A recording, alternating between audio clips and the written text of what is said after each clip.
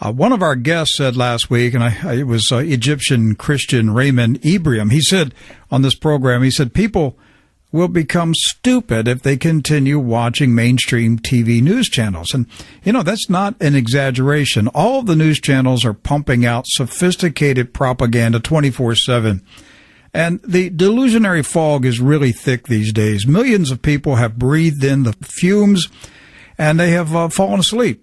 And they have no sense of reality other than what the TV screen tells them is real.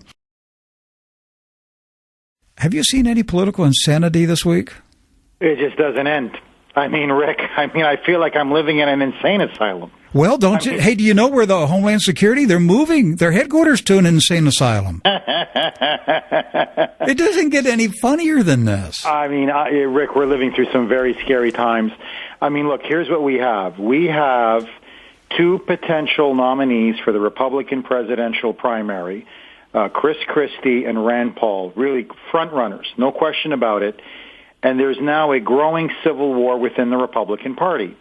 And what you're seeing, I believe, Rick, is the attempt now of Republican elites, of the establishment Republican Party, which has been in bed with the Democrats, with the ruling class over the last several decades, the ones who gave us NAFTA, the ones who've given us an out-of-control Federal Reserve, the ones who've helped compile trillions upon trillions upon trillions in debt and deficits, the one who gave us the disastrous wars overseas, the people who have been giving us the welfare warfare state. They now want Chris Christie to be the next Republican nominee. They see him as a moderate. They see him as a man who's popular in a blue state like New Jersey. They think he can appeal to independents. They think he can appeal to women. They think he can appeal to Democrats. And so they're going to go, again, they're going to walk the plank, as they did with John McCain in 2008, as they did with Mitt Romney in 2012. And so they have to stop the man that's standing in the way. And the man that's standing in the way is Rand Paul. And Paul is in many ways diametrically opposite of Chris Christie. He is a scathing critic of Obama. He is a staunch constitutional conservative. He wants to repeal the Federal Reserve. He wants to put America first in terms of its foreign policy. He wants to slash over $600 billion from government spending.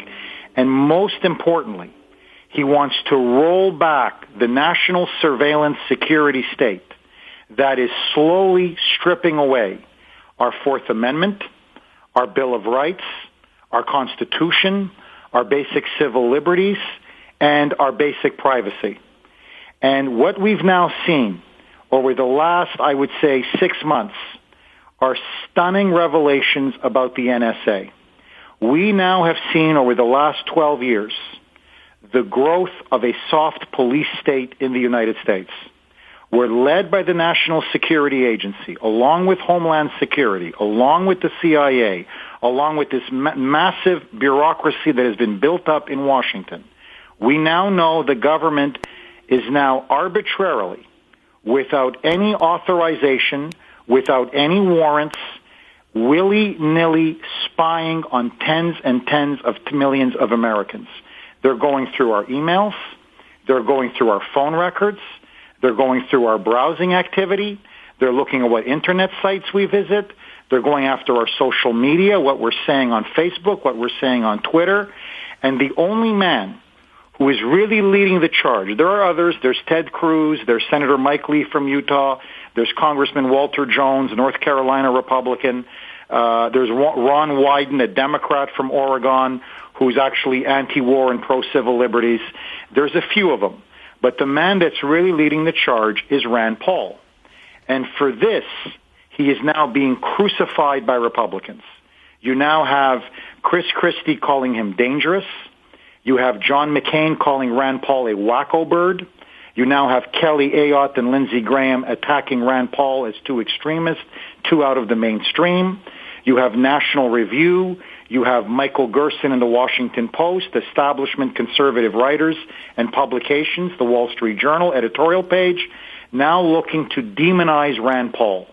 And they're looking to do to him what they did to Sarah Palin before, and frankly what was done to John Kerry. Did you hear Sarah Palin several weeks ago on Fox News admit that during the 2008 presidential campaign, when she was the vice presidential nominee with John Rhino McCain, she said, I was not allowed to tell the truth about Barack Obama. She actually said it on Fox News. Oh, I know. She admitted it. I mean, she let the cat out of the bag. She sure did. She said the Republican Party elite would not allow me to tell the truth about Barack Obama. I was shocked that she said it on national TV.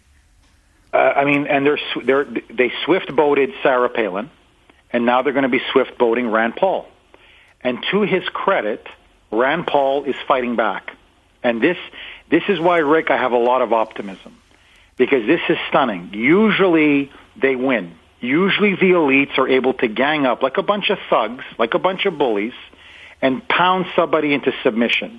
But this time, the New Jersey school bully, that fat slob, went up against Rand Paul, and he got punched in the face. He got punched right in the chops. He's got a glass jaw. Rand Paul shot right back and said the obvious point that I was urging him to make the whole time. I had Rand Paul on my show.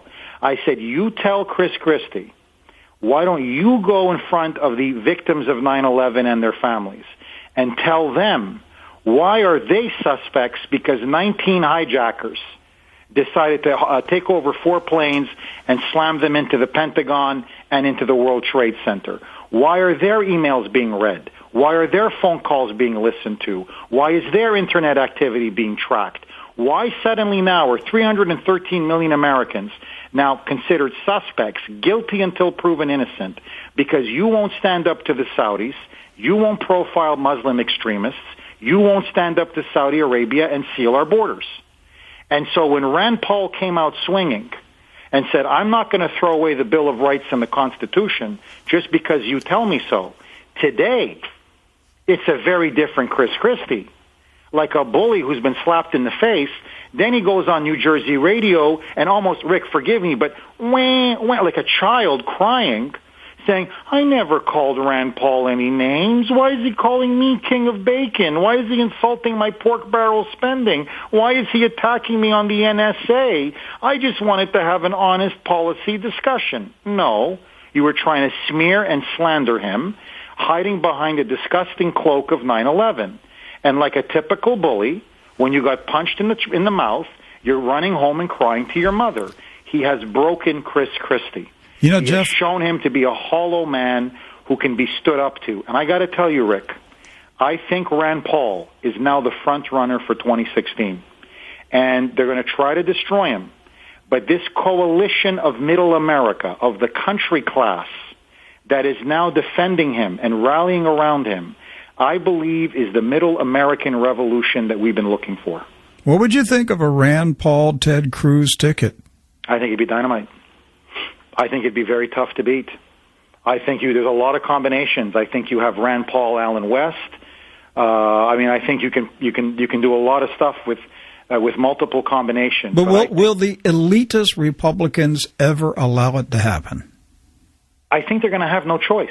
I think opinion polls now show that, and I think it's thanks to people like you, to me, to talk radio, because we're getting the word out, but opinion polls now show that now a majority of Americans, for the first time, view the greatest threat to our national security is the assault on privacy from the government, not terrorism. Didn't this NSA scandal really smoke out the establishment Republicans?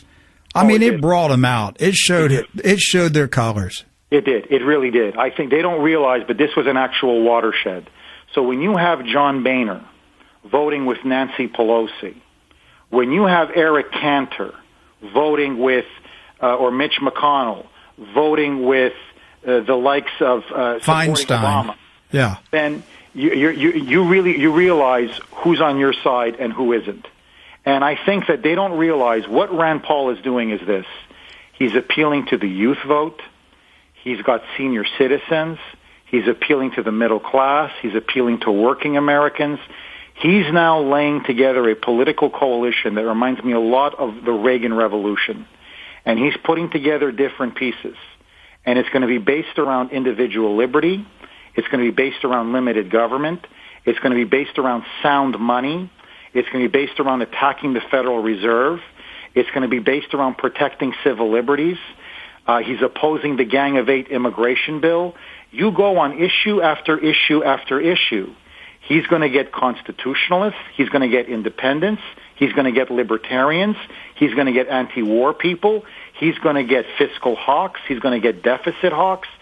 He is putting together a very formidable coalition. And to their horror, the people, and especially grassroots Republicans, side with Rand Paul.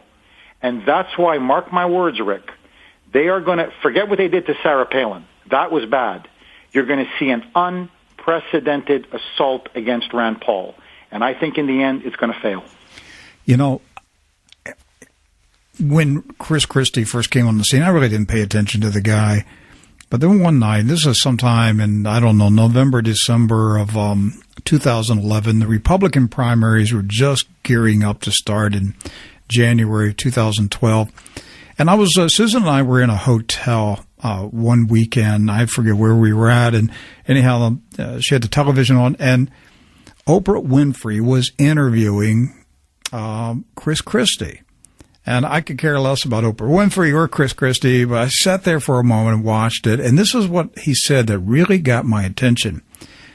She asked him, how much pressure did you come under to enter the Republican race for president? And he said, it was incredible, tremendous pressure. And she said, give us an example. And he blurted out, he said, Henry Kissinger came to see me. And that made me sit up. And I went, whoa, wait a minute. Herr Kissinger showed up? The godfather of the New World Order showed up at Chris Christie's home to personally persuade Chris Christie to enter the race for president. And that also told me, Jeff, because I wasn't, I certainly wasn't, a Romney fan. But it said something to me. I said, wait a minute. I was thinking Romney was the establishment candidate here in this race. And what he's saying is the establishment really wasn't happy with Governor Mitt Romney. They were trying to get Chris Christie to enter the race. But I think it was a very interesting admission from Governor Christie that he is the favored candidate of Herr Kissinger. Well, he's actually to the left of Romney. Romney's a fairly moderate, he's a rhino, he's a fairly moderate Republican. But Chris Christie's even more to the left. Essentially, he will manage the welfare state. This is what he's done in New Jersey. He'll trim a little here, he'll trim a little there, he'll nibble around the edges, kind of hold the line on taxes. But on social issues, he's an agnostic. He's basically an open borders, free trade Republican, which is why they love him. He's a hawk on foreign policy. He's basically a neoconservative, which is why they love him. And so he's essentially somebody that will not upset the power structure in America or in Washington, D.C. And so if you're going to have a Republican, he's your man. In fact, in some ways, for example, on the environment, he's to the left of Mitt Romney. On social issues, he's to the left of Mitt Romney. He is your typical country club Republican. So this is why the establishment was even more comfortable with Christie than with Romney. And the other thing they didn't like about Romney was the fact that he was a Mormon. And so they felt, well, as a Mormon, he may be perceived as out of the mainstream. He's more socially conservative than Chris Christie. So they preferred Christie over Romney. But this is why they're galvanizing around Chris Christie. And the fact that he has been so thoroughly eviscerated by Rand Paul and shown to be a petulant child and adolescent, now, maybe the Beltway elites love him, but his support may be thick on top, but it is thin on the ground. And my prediction, Rick, is this. Chris Christie will not even get double digits in Iowa or New Hampshire. I have a lot of callers from New Hampshire on my show. And when I had Rand Paul on just a couple days ago, the lines, Rick, were jammed. The texts were flooding in. The emails were pouring in. Not one person supported Chris Christie. They were all Rand Paulistas. So something is happening in our culture. Something is changing underneath us. And you can see the desperation, Rick, when somebody like John McCain openly says that he's considering voting for Hillary Clinton in 2016. Now, I'm looking at this. Well, he probably voted for Obama in 2008. It's just, Come on. 2012. But hey, I want to ask you this, because we got about roughly 4 minutes here. This NSA scandal, I think most of us have known the government is spying on us, and what Edward Snowden did was validate it. I mean, here was somebody on the inside of the NSA bringing out specific information, saying it's worse than you ever imagined. How close are we, Jeff? Have we already gone over into a full-blown police state? Will the national security apparatus ever let go of the power that they have? I mean, Rick, it's a $64,000 question. We're no longer a constitutional republic. I think that's now clear. We have an out-of-control executive. We have a president drunk on power. He is like a drunken Roman emperor. Our Constitution and our liberties are being trampled every day. They're lying to the American people. You have the Director of National Intelligence, James Clapper, lie under oath, lie to Congress blatantly about the fact that he had no idea what the NSA was doing when he knew all along, and even admitted a week later, well, it was a lie, but it was the best lie I could come up with. So we are now seeing the growth of an Orwellian Big Brother state. The difference is, unlike Germany, unlike Russia, unlike China, unlike countries around the world, we still have very deep traditions rooted in individual liberty and constitutional government. Our founding principles are still revered by large swaths of the American people. But they know who reveres it. This is the point I'm making. They now know precisely who is who and what people are thinking and saying. Will they ever permit a challenge to their power? Look, we're going to find out in the next 2 to 3 years. And really, Rick, I believe that we're now living through some of the greatest moments or most pivotal moments in American history. And now the burden of defending liberty has fallen on our shoulders. And it's from 1776 to the Civil War to the 1930s, throughout the Cold War, but now it's our turn, our generation's turn. And we're going to find out what this country is made of. My big fear is that maybe we're too far gone. But I got to tell you, there is a resistance growing. It is getting stronger every day.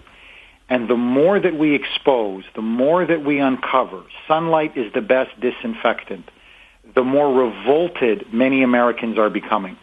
We have the truth, and that is a very powerful weapon.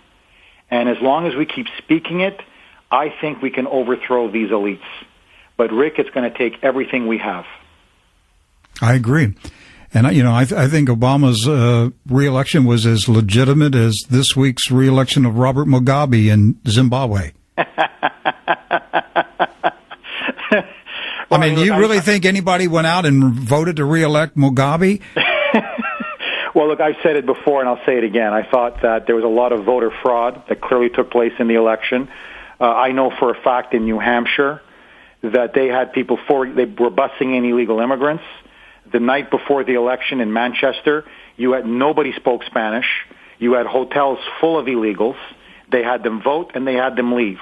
We've also found out in New Hampshire, I had this on my show, I think a week ago, where it was now come out that you had people from out of state would come into New Hampshire and 2 or 3 weeks before the election register as residents of New Hampshire. And they would go 9, 10, 11 to a Democrat's house and claim that house as their residence. So there was ballot stuffing going on. There was illegal voting going on. There was electoral fraud going on. So if they did it in if they did it in New Hampshire, and if they did it in Ohio, and if they did it in Pennsylvania, I believe they did it in many other parts of the country. I do too. So I believe this president is illegitimate.